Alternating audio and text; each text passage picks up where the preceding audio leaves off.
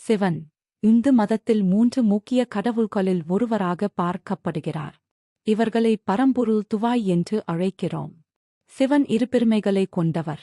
அவர் ஒரு பக்கத்தில் கருணையோடு இருப்பவர், இன்னொரு பக்கத்தில் அழிவு செய்பவர். ஆனால் அவருடைய அழிவு கெடுதல் செய்வதற்காக இல்லை, புதியதற்கு வழிவிடும் ஒரு தேவை என்று நம்பப்படுகிறது. இந்து மதம் சொல்வதுபடி பிரபஞ்சம் சுழற்சிகளாக இருக்கிறது. ஒவ்வொரு முறை அந்தச் சுழற்சி முடிவுக்கு வந்தவுடன் சிவன் உலகை அழிக்கிறார். கோபத்தினால் அல்ல, புதியது பிறக்க வேண்டும் என்பதற்காக. சிவன் வாழ்க்கை முறையில் ஒரு முன்மாதிரியாகவும் பார்க்கப்படுகிறார். அவருக்கு இன்பம், ஆசைகள் எல்லாம் தேவையில்லை. பதிலாக தியானம், கட்டுப்பாடு ஆகியவற்றை தேர்வு செய்து அமைதியை அடைகிறார். அவர் வேதங்களை பாதுகாப்பவர்.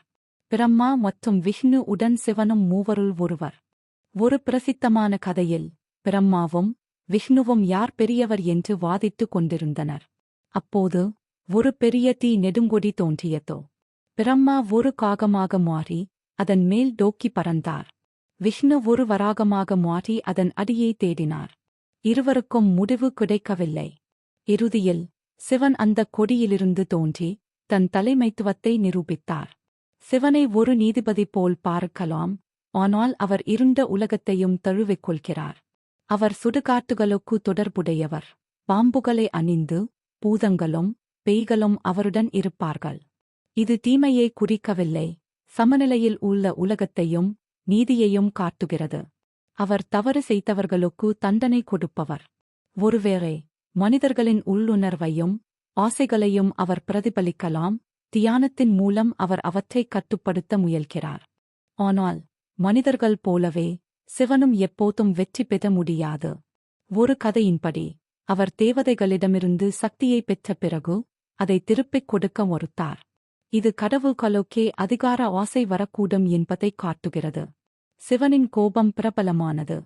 ஒருமுறை புனித கோமாதுகளின் பால் பெருக்கு அவருடைய தியானத்தை பாதித்தது. கோபத்தில் அவர் அவற்றை எரித்து விட்டார். பிறகு கடவுள்கள் அவரை சமாதானப்படுத்த நந்தியை அவருக்கு வழங்கினர். அப்போதே நந்தி சிவனின் நம்பிக்கை உள்ள தோஷனாக ஆனான். ஆனால் சிவன் பாதுகாப்பு தரும் கடவுளும் கூட. ஒருமுறை ஒரு விகம் பிரபஞ்சத்தையே அழிக்கப் போய்க் கொண்டிருந்தது. சிவன் தன்னைத்தான் ஆபத்தில் ஆழ்த்திக் கொண்டு அந்த விகத்தை குடித்தார். ஆனால் அதை தொண்டையில் தடுத்து வைத்ததால் அவருடைய கழுத்து நீளமாகிவிட்டது. அவருடைய மனைவி பார்வதி அவரை காப்பாற்ற உதவினார். இது அன்பும் ஒற்றுமையும் எப்படி பிரச்சனைகளை சமாளிக்க உதவும் என்பதை காட்டுகிறது. மற்றொரு கதையில் விண்ணிலிருந்து பாய்ந்து வந்த கங்கை நதி பூமியை அழிக்கக்கூடும் என்பதால் சிவன் தனது ஜடையில் அதை அடக்கினார்.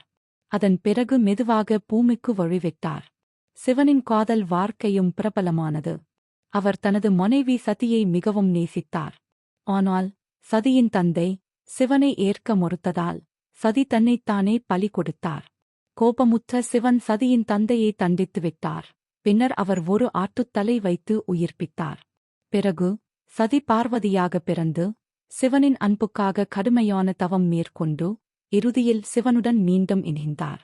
சிவனுக்கும் பார்வதிக்கும் கணேசா மற்றும் கார்த்திகேயா ஆகிய குழந்தைகள் பிறந்தனர். சிவனை போற்றும் மதம் சைவம் என்று அழைக்கப்படுகிறது. மற்றும் அவருடைய அடையாளங்களில் ஒன்று லிங்கம். அது அவருடைய தெய்வீக ஆற்றலை குறிக்கிறது.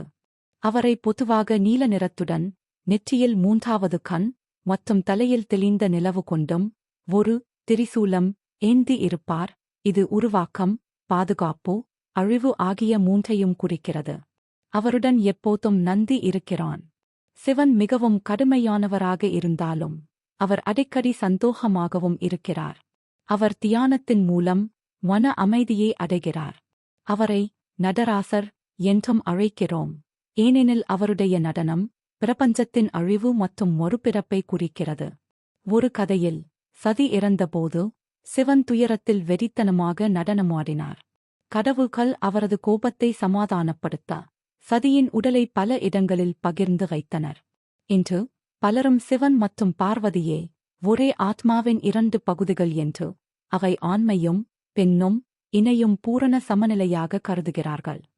இந்த வீடியோவை பார்த்த அனைவருக்கும் நன்றி. மேலும் நீங்கள் சேனலில் கடவுள்களின் கதைகள் பல இருக்கிறது.